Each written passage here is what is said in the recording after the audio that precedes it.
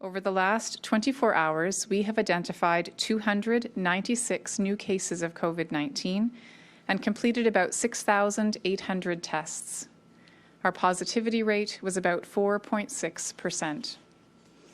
We have identified 305 additional cases of variants of concern in the last 24 hours.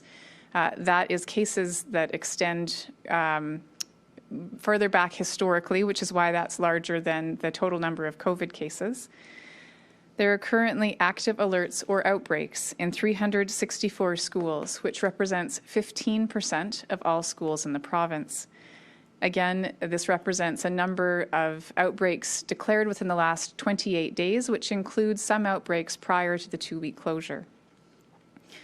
Hospitalizations continue to decline, and there are now 411 people being treated for COVID-19 in hospital, including 120 in the ICU. Sadly, 5 new deaths were reported to Alberta Health in the last 24 hours. I want to let Albertans know about international reports of a rare condition appearing in a small number of individuals after receiving an mRNA vaccine. The WHO, the CDC, and the European Medicines Agency have reported rare instances of myocarditis and pericarditis following vaccination with COVID-19 mRNA vaccines. Myocarditis is inflammation of the heart muscle, and pericarditis is inflammation of the outer lining of the heart. In both conditions, the body's immune system causes inflammation, often in response to infection or some other trigger. This is being reported after vaccination most often in younger males and more frequently after a second dose of vaccine. These reports are very rare. It is not yet known if there is a relationship between these reported instances and any COVID-19 vaccines, but all reports are being investigated to understand what happened.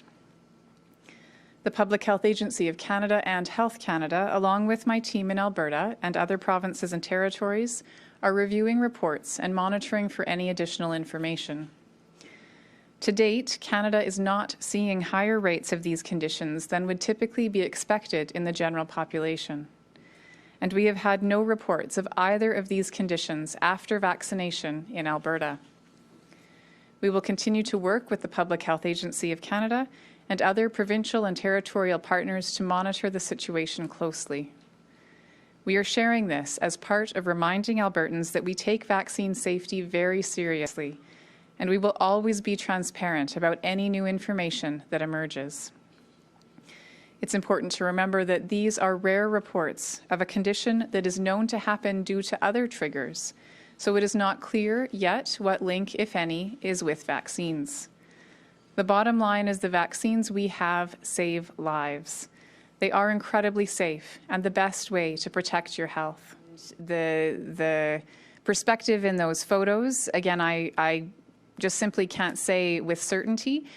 So what is important, again, is for people to know what those rules are. And for all of us, this is a really critical time right now. And so I recognize that there is frustration based on what appears to be the case in those photos. And I understand that. Again, my job is to say that for all of us, the critical piece is that we are mindful of what those rules are, and the 2 meters is required as a part of outdoor social gatherings. In this particular case, again, unfortunately, without having the opportunity to really document that 2 meters, I'm not able to say with certainty. And so again, I want to really focus on my job, which is to look at how we in Alberta can keep each other safe, which is following the rules in place right now. With respect to role models and setting an example, I think all of us sometimes make mistakes as we are doing our best to follow the rules in place.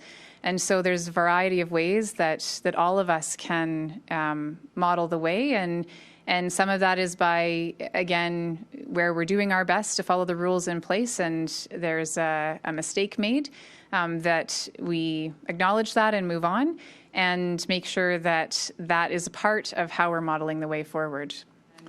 My job as the Chief MOH is to ensure that Albertans know the requirements, and those requirements are that In outdoor social gatherings, 2 meters of distancing is maintained.